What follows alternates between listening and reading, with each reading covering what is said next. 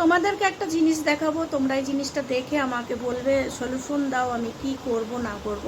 আর দুদিন থেকে সত্যিকারে আমার শরীরটা খুবই খারাপ লাগছে, আর যেন একটা বেচানি হচ্ছে। কি করব কি কি কিছু না কি, কোনো কিছুই আমার কাজ করছে না দিমাগ। কালকে তো খুব কান্নাকাটি করেছি, সারা রাত কেঁদেছি, পায়ের ব্যথায় প্রচণ্ড পায়ের ব্যথা, আমি ওই জন্য লাইভ আসতে পারছি না, কিচ্ছু না তোমাদেরকে। আর তোমরা দুদিন থেকে জানো যে আমি দুদিন থেকে রাস্তা আর ঘর করছি, বাইরে আর ঘরে। তো প্রচুর পরিমাণে আমার থাকানো হচ্ছে, আর এসে ওই রকম পায়ের ব্যথায় কান্নাকাটি কালকে প্রচুর করেছি। হাজব্যান্ড তো দেখে বরদাস্ত করতে পারে না, তাও রাতে রান্না করলো হাজব্যান্ড, দিনের বেলাতেও সকালেও রান্না করে নিয়ে গেছে, রেখে গেছে আমার জন্য চা বানিয়ে রেখে গেছে।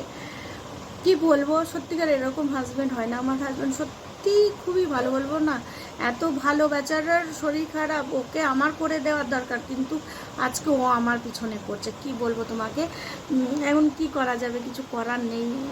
বলে না ঘরে যদি কেউ না থাকে তো হাজব্যান্ড করবে না, তো কে করবে, হাজব্যান্ডকেই করতে হবে। হাজব্যান্ডের কিছু হলে আমাকে করতে হবে, আর আমার কিছু হলে হাজব্যান্ডকেই করতে হবে, আর কিছু করার নেই। তো এই জিনিসটা আমি তোমাদেরকে কেন আমি চলো এটা তো বলতেই থাকবো। এই জিনিসটা কি হয়েছে, আমার কি বলছি কিসে হয়েছে আমি বলছি তোমাকে, খালি আমি তোমাদেরকে দেখাচ্ছি কেন আমার এটা কি করার দরকার, ঠিক আছে? তোমরা খালি আমাকে বলবে, আমি এই জন্য ভিডিওটা করছি, নাহলে অনেক দিন থেকে দেখো আমি ভিডিওই করছি না। তাতে আবার কালকে বাজার ছিল, ও এক জায়গা থেকে এসেছি ঘরে 7টার সময়, আবার এসে বাজারে গেছি, ভাবতে পারো তাহলে কি অবস্থা আমার। তো এই যে এটা করেছে আমি দেখাচ্ছি, এই যে এই একটা বুঝতে পেরেছো, দুটো, আর এই একটা, এটা নিভে গেছে, এই একটা, এই দুটো করেছে, ঠিক আছে, এই একটা আর এই যে। তো এটা আমাকে বিড়ালে হাঁচড়িয়ে দিয়েছে। কিছুদিন আগে তোমাদেরকে বলছিলাম লাইফে যে আমার মেয়েকে বিড়ালে হাঁচড়িয়ে দিয়েছে। সিস্টাররা দেখে আমি তো প্রাইভেট হসপিটালে গেছিলাম, তো প্রাইভেট হসপিটালে আমাকে বলেছে যে তোমাকে এটা সরকারি হসপিটালেই ইঞ্জেকশন দেয়, এখানে হবে না ইঞ্জেকশন দেওয়ার। তো চলো হলো তাই একটা, তো দিল না, তো ও দিল না, তো আমি সরকারি হসপিটালে নিয়ে গেলাম, সেখানেও বললো এইটুকু হাঁচড়ালে কিছু হবে না। তো আমাকেও এই যে হাঁচড়িয়ে এই যে, তো আমি কি করব, আমি কিছু খুঁজে পাচ্ছি না। আমাকে আমার মেয়ের একটুখানা এক জায়গাতেই করেছিল, আর আমার তো 2 জায়গাতে হয়েছে।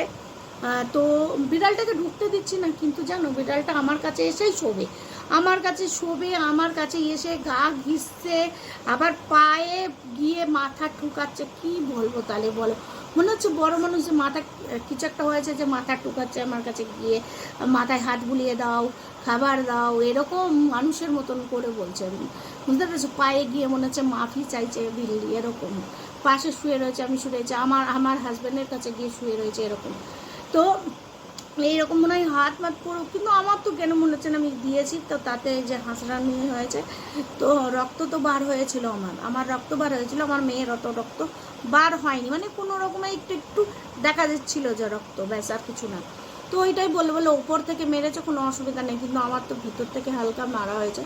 তো আমি প্রাইভেটে গেলে তো দেবে না, আমি ওদের কাছে যাবো কি যাবো না, আমি যাইনি, কারণ আমার কালকেও কাজ ছিল, পরশুদিনও কাজ ছিল, আমি যেতে পারিনি। 2 দিন তো ওই মালাড আর ঘর করছি, তো যেতে পারিনি। আজকে যাব ভাবলাম, আজকে তো উঠতেই পারিনি, বললাম না সারা রাত কান্নাকাটি করেছি।